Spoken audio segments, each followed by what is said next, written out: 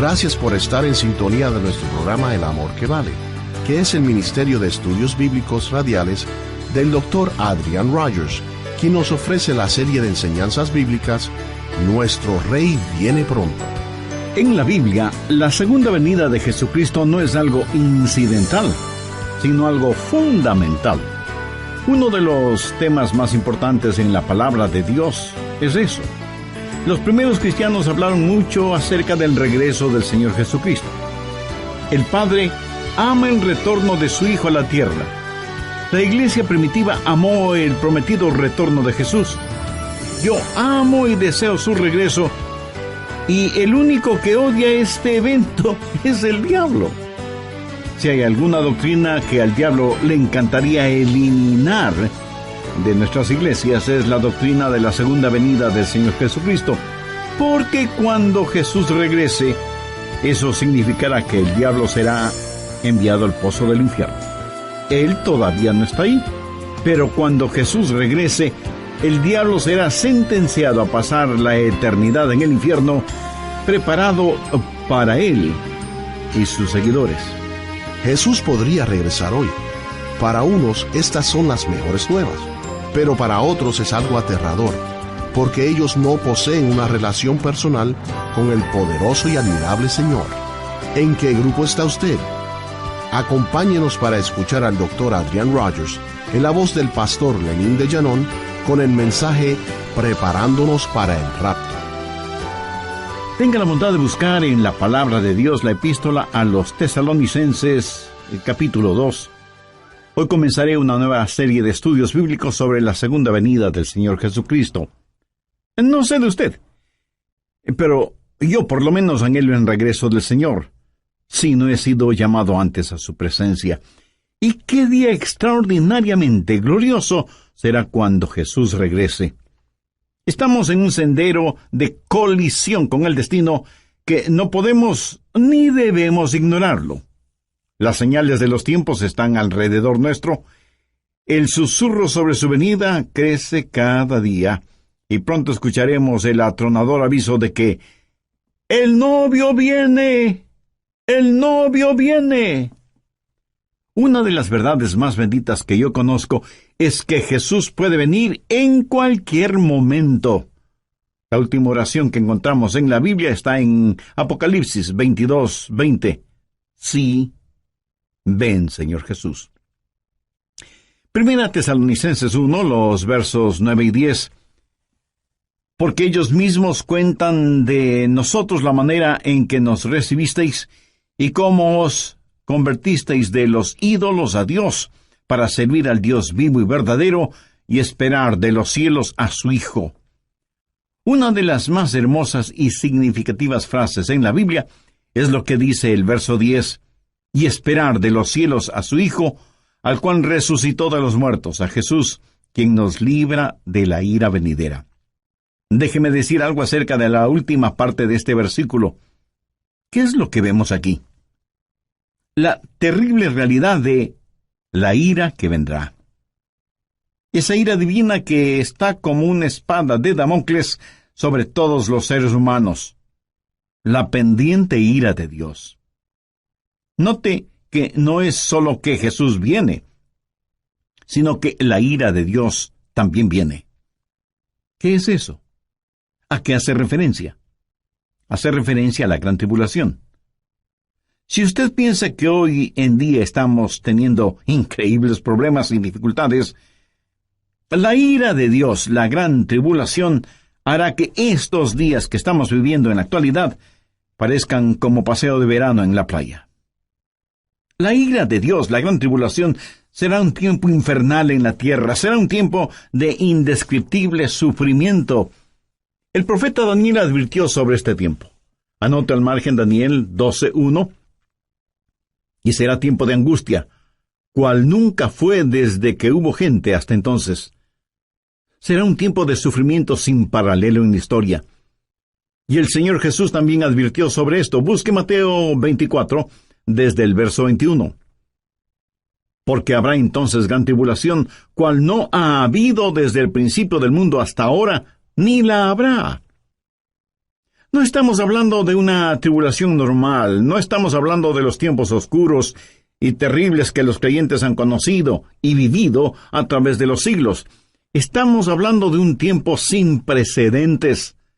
Daniel habla de tiempos problemáticos. Jesús habló de la gran tribulación y Pablo lo identifica como la ira que vendrá. En el capítulo 6 de Apocalipsis se describe la ira que vendrá. Veamos desde el verso 15.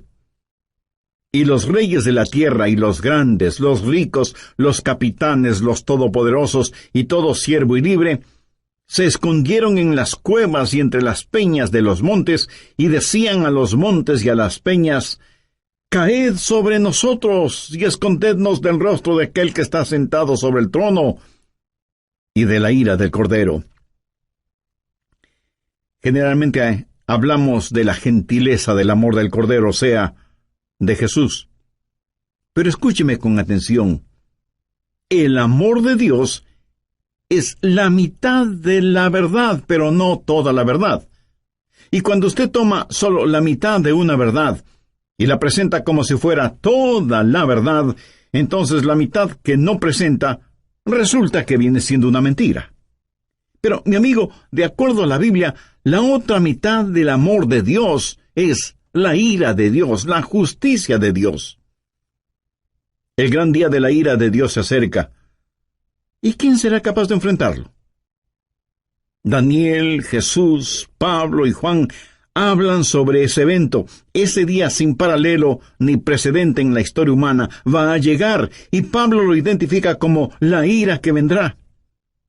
Con todo lo que sucede a nuestro alrededor en nuestros días, bien se podría decir que las llamas del juicio de Dios están ya apareciendo en el horizonte. Apocalipsis 6, desde el verso 1. Vi cuando el Cordero abrió uno de los sellos, y oí a uno de los 4 seres vivientes decir, como con voz de trueno: Ven y mira. Cuando usted escucha truenos, ¿qué es lo que espera? Pues una tempestad, ¿verdad? A Juan se le dijo que mirara. ¿Y qué es lo que él vio? Veamos en el verso 2. Y miré, y he aquí un caballo blanco. Vamos a ver 4 jinetes en sus caballos, cabalgando durante la gran tribulación. Algunos llaman a estos los 4 jinetes del Apocalipsis. Y todo esto no es más que una descripción de la frase que Pablo usó cuando dijo, la ira venidera. El primer caballo es el blanco, de dominio. Juan dice, y miré, y he aquí un caballo blanco, y el que lo montaba tenía un arco, y le fue dada una corona, y salió venciendo, y para vencer. ¿Quién es este que monta en un caballo blanco? Mi amigo, no es otro que el anticristo. Es la simbología bíblica. Un caballo blanco significa dominio, conquista, triunfo, y durante ese tiempo, el Mesías del diablo, el anticristo, regirá en el mundo. Tiene un arco en su mano, lo cual es símbolo de poder. Tiene una corona en su cabeza, lo cual también significa dominio. Y si usted me pregunta, ¿el mundo en realidad será gobernado por el anticristo? Absolutamente cierto. Jesucristo fue muy claro al respecto. Busque Juan 5:43. Yo he venido en nombre de mi Padre, y no me recibís. Si otro viniere en su propio nombre, a ese recibiréis. Jesús dijo que no le recibimos a él, que es el verdadero Cristo, pero sí recibiremos al anticristo, que vendrá montado en un caballo blanco. De paso, quiero compartir con usted lo que leí en un periódico y que tiene que ver con un nuevo símbolo propuesto para las Naciones Unidas. ¿Sabe cuál es ese nuevo símbolo? Un caballo blanco. El artículo dice que el caballo blanco es símbolo de paz, y cito textualmente parte de lo que dice el periódico. La paloma, como símbolo de paz y fraternidad entre las naciones, enfrenta a un competidor, un caballo blanco. El diseño del caballo blanco fue donado con el propósito de unir pacíficamente los 5 continentes, simbolizado a través de la fortaleza del caballo que asegura libertad y unidad. En la cabeza del caballo habrá 5 cintas de diferentes colores que representan los 5 continentes: Europa, Asia, África, América y Australia.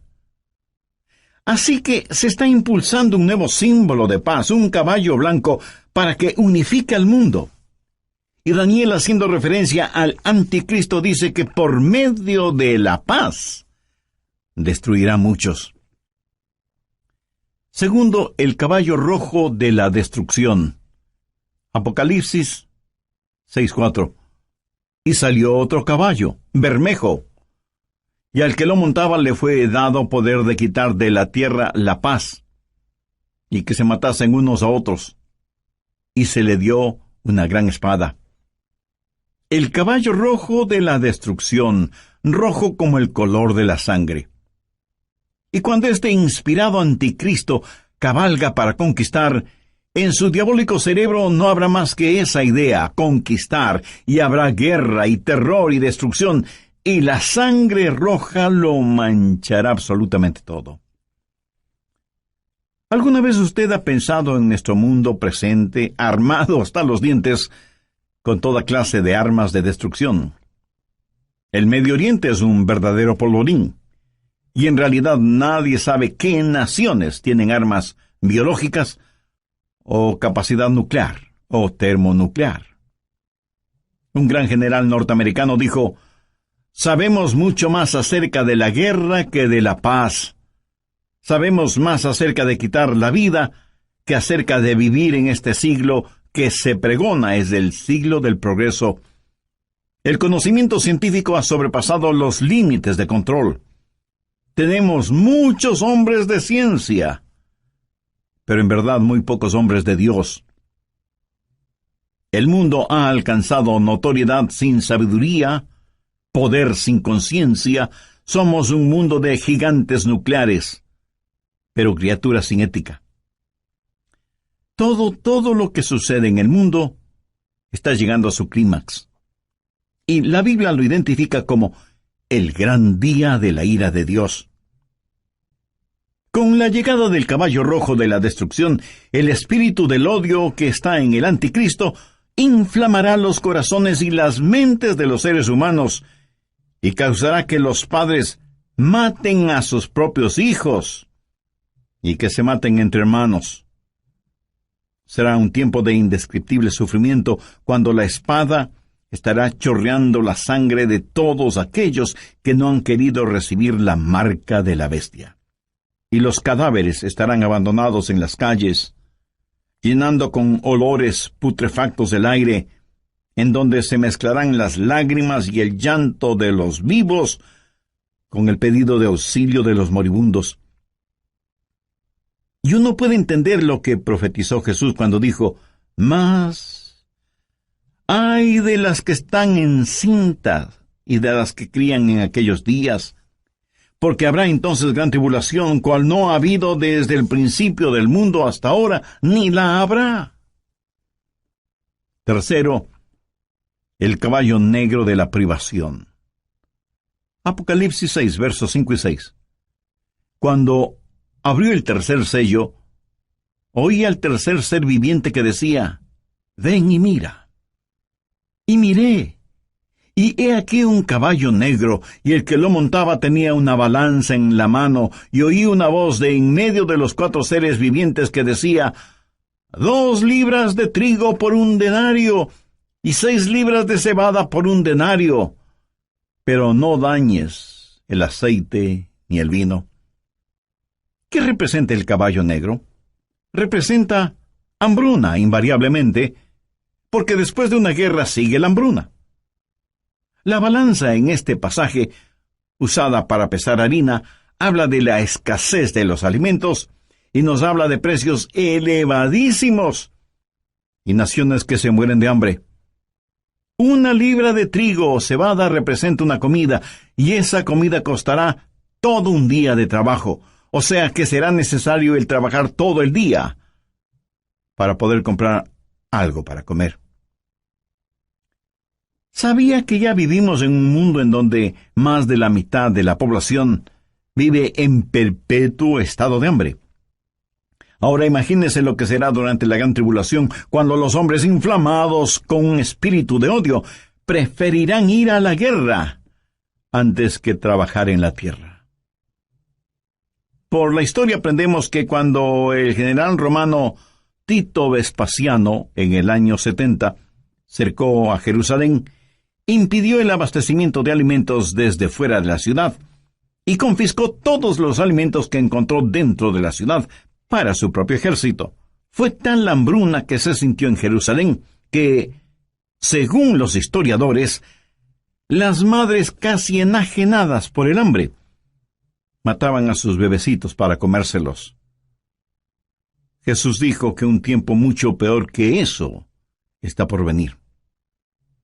Cuarto, el caballo amarillo de la destrucción. Apocalipsis 6, versos 7 y 8. Cuando abrió el cuarto sello, oí la voz del cuarto ser viviente que decía: «Ven y mira». Miré, y he aquí un caballo amarillo, y el que lo montaba tenía por nombre Muerte, y el Hades le seguía. Y le fue dada potestad sobre la cuarta parte de la tierra para matar con espada, con hambre, con mortandad y con las fieras de la tierra. En el original griego, la palabra amarillo describe un color verde amarillento pálido. Este caballo es el de la destrucción, y millones de seres humanos serán destruidos. Esto nos enseña que en los oscuros días de la ira venidera habrá un odio generalizado, inspirado por el anticristo, y las masacres serán las consecuencias de ese odio, y la sangre correrá como ríos, y el hambre producirá muerte, y después de la muerte, el infierno. Se dice que a veces más gente muere después de terminada una guerra que durante la guerra misma. Y usted preguntará, ¿cómo puede ser eso posible? Amigo, después de la guerra hay una explosión de pandemias, infecciones, plagas. Pero en este pasaje, note que después de la muerte viene el Hades. ¿Qué significa eso? La muerte reclama el cuerpo, pero el Hades reclama el alma. Esos van a ser días terribles cuando ni siquiera en el sepulcro usted podrá esconderse de Dios. Y yo creo que los 4 jinetes del Apocalipsis están listos para comenzar su recorrido. Si nuestros oídos son sensibles, escucharemos el estruendo de sus cascos aproximándose aceleradamente. El gran día de la ira de Dios vendrá, ¿y quién será capaz de enfrentarlo? Este pasaje de Primera de Tesalonicenses nos previene acerca de la ira que vendrá, pero solo he hablado de una parte de lo que sucederá durante la gran tribulación. Vayamos ahora a Apocalipsis 9. La gran tribulación será un tiempo cuando los espíritus diabólicos serán desatados sobre la tierra. Apocalipsis 9:1. Y el quinto ángel tocó la trompeta, y vi una estrella que cayó del cielo a la tierra. ¿Qué representa esa estrella caída? Es el mismísimo Lucifer. Y se le dio la llave del pozo del abismo, o sea, la llave es entregada a este supercriminal para que abra la cárcel que está en el abismo y deje en libertad a los malévolos espíritus encerrados allí. Y cuando eso pase, cosas increíblemente horrorosas van a suceder. Veamos el verso 2.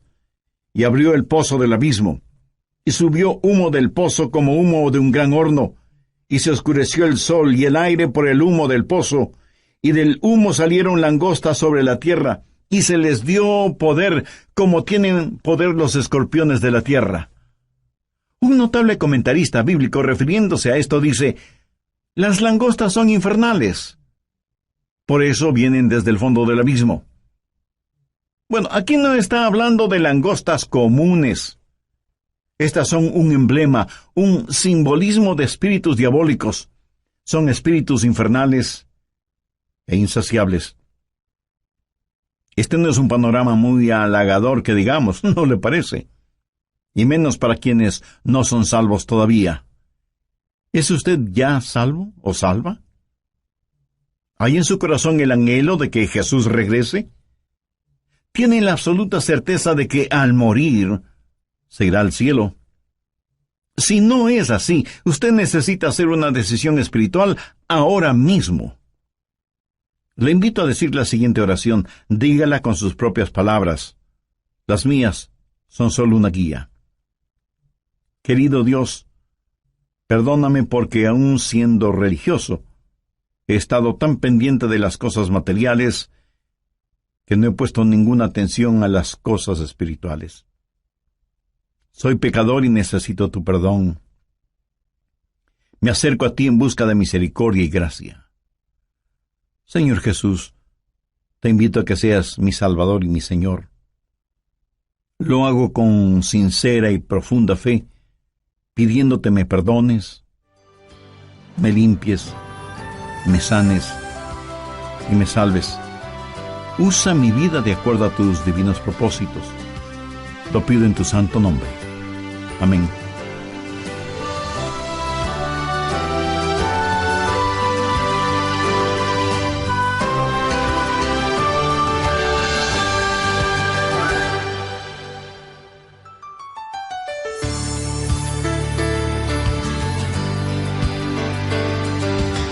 Como siempre, hacemos llegar a todos ustedes nuestro cordial saludo de bienvenida al programa El Amor que Vale.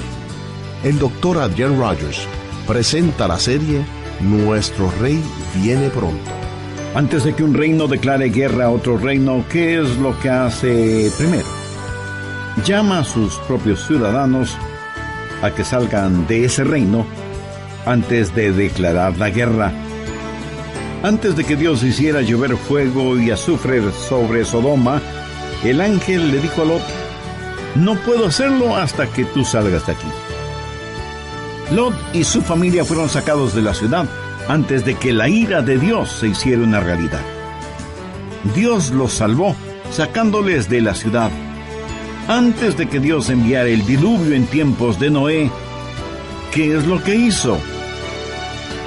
Arrebató a Enoc antes del diluvio para que fuera como un retrato, una ilustración de que antes de que Dios derrame su ira, Dios salva a los suyos. Dios puso a Noé en el arca como una ilustración de lo que la nación judía experimentaría y saldría del fuego de la tribulación como una nación nacida en un día. Esperamos que Jesús regrese en cualquier momento. ¿Qué está haciendo para prepararse para el retorno de Jesús? ¿Podemos saber cuándo regresa Él?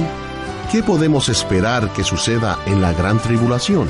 Escuche al Dr. Adrian Rogers, en la voz del pastor Lenín de Llanón, dar respuesta a estas preguntas en su estudio bíblico, Preparándose para el Rapto. Tenga la bondad de buscar en la Biblia Apocalipsis 9, en versículo 4. Y se les mandó que no dañasen a la hierba de la tierra, ni a cosa verde alguna, ni a ningún árbol, sino solamente a los hombres que no tuviesen el sello de Dios en sus frentes. En el oriente, enormes enjambres de langostas aparecen en cierta época del año y devoran todo cuanto encuentran a su paso, incluyendo la vegetación. Pero las langostas de este versículo son diferentes. No dañarían ni una sola hoja de la vegetación, pero sí dañarían a los hombres y serían insaciables.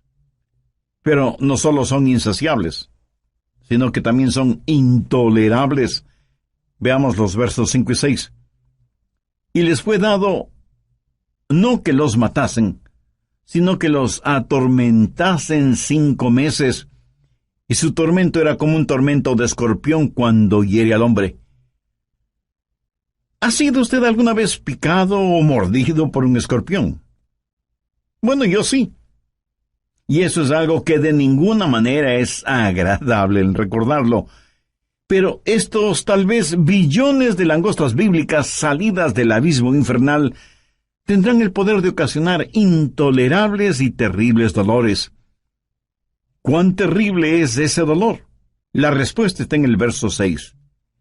Y en aquel día Los hombres buscarán la muerte, pero no la hallarán, y ansiarán morir, pero la muerte huirá de ellos.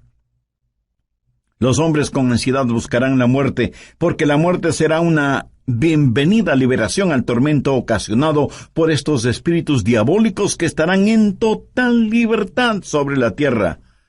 No solo serán espíritus intolerables, sino que además serán espíritus irresistibles. Verso 7. Y el aspecto de las langostas era semejante a caballos preparados para la guerra. Como un ejército bien entrenado, avanzan, marchan, y nadie les puede detener, nadie puede estorbar el vertiginoso marchar de estas fuerzas diabólicas salidas del fondo del abismo de la maldad. Son irresistibles y al parecer invencibles. Apocalipsis 9:7. Y el aspecto de las langostas era semejante a caballos preparados para la guerra. En las cabezas tenían como coronas de oro. ¿Qué significa esto? Significa que a Satanás se le ha dado dominio y está temporalmente en el trono. Es el milenio del diablo. El infierno está de fiesta. Son irresistibles, invencibles e inteligentes. Mire lo que dice la parte final del verso 7. Sus caras eran como caras humanas. En la tipología bíblica, el rostro de un hombre siempre habla de inteligencia. Pero siempre ha sido la sabiduría humana la que ridiculiza la verdad de Dios. El interés de Satanás siempre ha sido el controlar la mente del hombre, no tanto su corazón y conciencia. Los espíritus diabólicos implantan en nuestras mentes ideas de cómo debemos aprender acerca de las estratagemas seductoras de Satanás, pero son estratagemas insidiosas. Verso 8. Tenían cabello como cabello de mujer, sus dientes eran como de león. Mi amigo, estas no son langostas ordinarias. El cabello de mujer habla del carácter seductor y atractivo de las fuerzas diabólicas. La Biblia nos advierte acerca de los espíritus seductores, y el diablo seducirá a millones con encantos femeninos, pero debemos mirar más allá de todo lo que ofrece como atractivos este ángel de luz, porque él es en verdad un león rugiente. La Biblia dice, sus dientes eran como de león, para devorar y destruir a quienes caen en sus garras, insidioso y engañador, con pelo como de mujer, pero con colmillos de león. Los espíritus diabólicos son además insensibles. Veamos el verso 9. Tenían coraza como corazas de hierro. ¿Qué significa esto? Que por un periodo de tiempo, ellos eran inmunes a cualquier daño. A los débiles y pecadores seres humanos no les servirá de nada el tratar de luchar. ¿Cuán frecuentemente desestimamos el poder de Satanás y nos reímos y hacemos bromas al respecto? Lo cual es una necedad, porque estos espíritus diabólicos son insensibles e inescapables. Note lo que dice la segunda parte del verso 9. El ruido de sus alas era como el estruendo de muchos carros de caballo corriendo a la batalla. Por todas partes el aire está lleno con los ruidos de estos espíritus diabólicos, a quienes usted ni puede ganar en astucia, ni en nada. Veamos ahora el verso 10. Tenían colas como de escorpiones y también aguijones, y en sus colas tenían poder para dañar a los hombres durante 5 meses. ¿Sabía usted que el tiempo normal de vida de una langosta es 5 meses? El apóstol Juan usa simbolismos para decirnos que estos espíritus malignos, que tienen colas como de escorpiones, efectuarán su trabajo de herir a los hombres. Tienen el poder para hacerlo. Y como si todo esto fuera poco, esos espíritus son además indivisibles. Verso 11. Y tienen por rey sobre ellos al ángel del abismo, cuyo nombre en hebreo es Abadón, y en griego Apolión. Hay un rey sobre estos espíritus.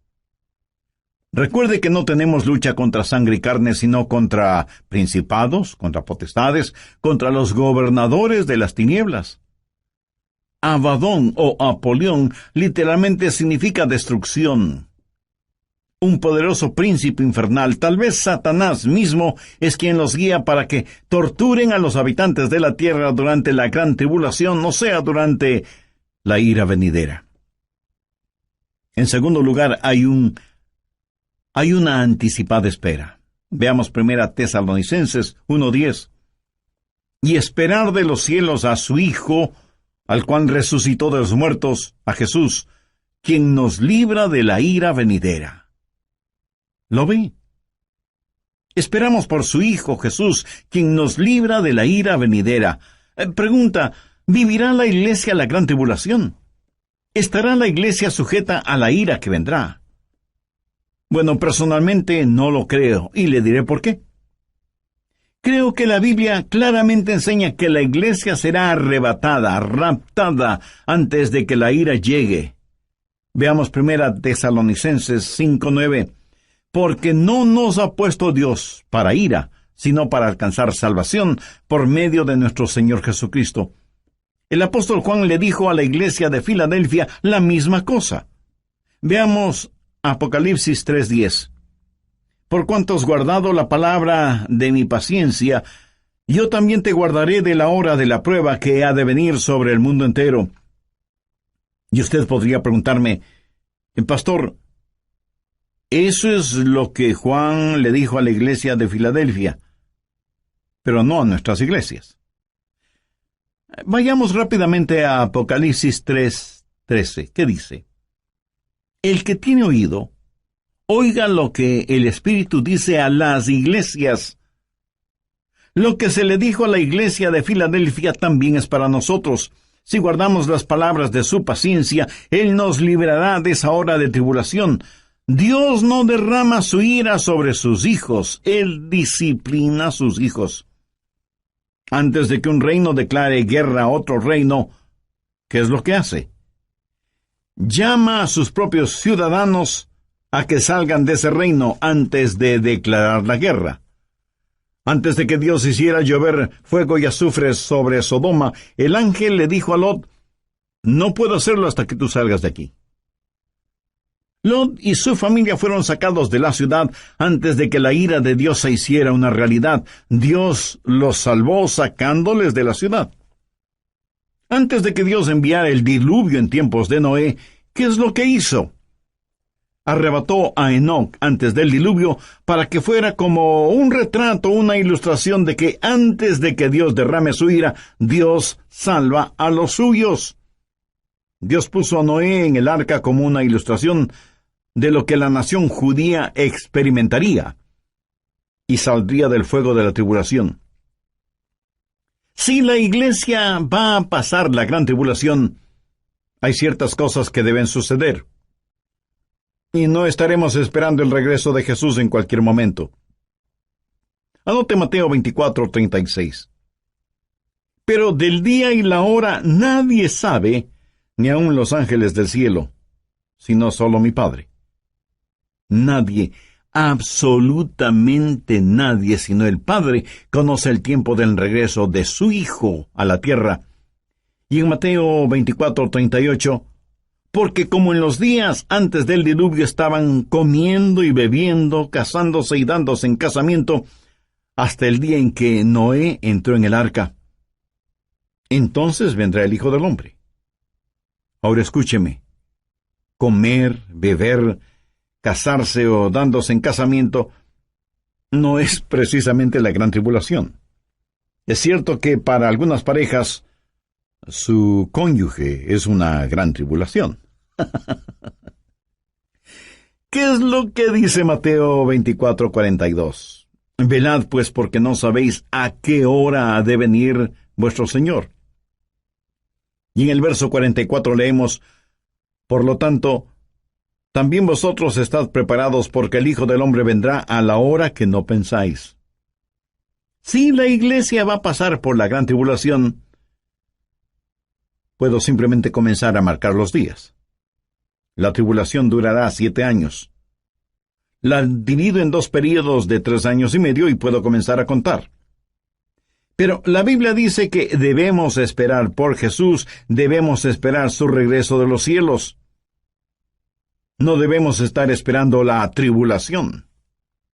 Marcos 13, versos 32 y 33 dicen: pero de aquel día y de la hora nadie sabe, ni aun los ángeles que están en el cielo, ni el Hijo, sino el Padre. Mirad, velad, llorad, porque no sabéis cuándo será el tiempo. Una y otra vez el Señor nos dice que debemos estar listos. Él nos ha librado de la ira venidera. Si la iglesia va a pasar por la gran tribulación, entonces, en vez de estar mirando hacia arriba, debemos estar mirando alrededor, esperando no a Cristo, sino al anticristo. No habrá la esperanza bendita, y la muerte sería mucho mejor que pasar por la tribulación para llegar al reino. Sí, hay una ira pendiente, pero también hay una anticipada espera. Nosotros esperamos por Jesús. Hay también un servicio ejemplar. ¿Qué debemos hacer? Pues estar listos para el rapto. ¿Cómo los creyentes de la iglesia primitiva se preparaban para el rapto? Veamos 1 Tesalonicenses 1:9. Porque ellos mismos cuentan de nosotros la manera en que nos recibisteis y cómo os convertisteis de los ídolos a Dios para servir al Dios vivo y verdadero y esperar de los cielos a su Hijo, al cual resucitó de los muertos, a Jesús, quien nos libra de la ira venidera. En primer lugar, si usted quiere estar listo para el rapto, necesita convertirse de sus ídolos a Dios. Y alguien dirá: nosotros no tenemos ídolos. Oh, sí que los tenemos. Ídolos viejos con nombres nuevos. En vez del dios Mamón, que representa avaricia, ahora es el dios ambición. En vez del dios Baco, que era el dios del desenfreno y la borrachera, ahora le llaman el dios de la hora feliz. En vez de la diosa Afrodita, que era la diosa de la lujuria sexual, ahora la llaman la revolución sexual. Son los mismos dioses y diosas, ídolos de antaño, con atractivos y políticamente correctos nombres. Hoy en día, en vez de Marte, que era el dios de la guerra, ahora se lo identifica como indignación justa. Y sin embargo tenemos en nuestras modernas ciudades más problemas, crímenes y odios como nunca antes. Viejos ídolos con nuevos nombres. ¿Y qué es un ídolo? Un ídolo es cualquier persona o cosa que usted ame más que a Dios. Es cualquier cosa en la cual usted confía más que en Dios.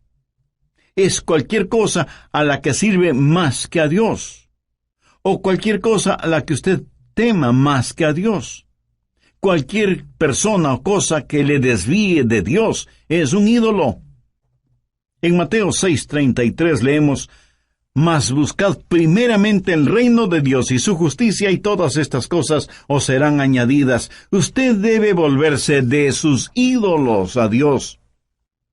Usted no puede tener a Cristo y al mundo al mismo tiempo. Tiene que arrepentirse. Esa es la primera cosa para estar listo o lista para el rapto. ¿Se ha vuelto usted hacia el Dios vivo y verdadero? ¿Se ha olvidado o dejado de sus viejos caminos? ¿Le ha entregado su corazón a Jesús, que es el Dios vivo y verdadero? En segundo lugar, hay que servir al Dios vivo y verdadero. Algunos de ustedes me dirán: Pastor Adrián, yo creo las cosas que usted predica sobre profecía. Bueno, muchas gracias. Ahora permítame decir con toda la unción, función y emoción de mi alma: si usted cree en lo que estoy predicando hoy, usted debe empezar a servir a Jesús. Por favor, saque su cabeza de las nubes proféticas y ponga sus pies en la tierra y comience a ganar almas. La verdadera prueba no es si usted cree o no lo que estoy enseñando, sino lo que usted va a hacer para prevenir a los hombres de la ira que vendrá. y debemos trabajar hasta cuando Jesús regrese y luego nos juntaremos en nuestro hogar celestial. Tercero, hay que esperar el regreso de Jesús. Esos creyentes esperaban por Jesús no como un último recurso o como una escalera de incendios, sino que estaban diciendo: ven pronto, Señor Jesús.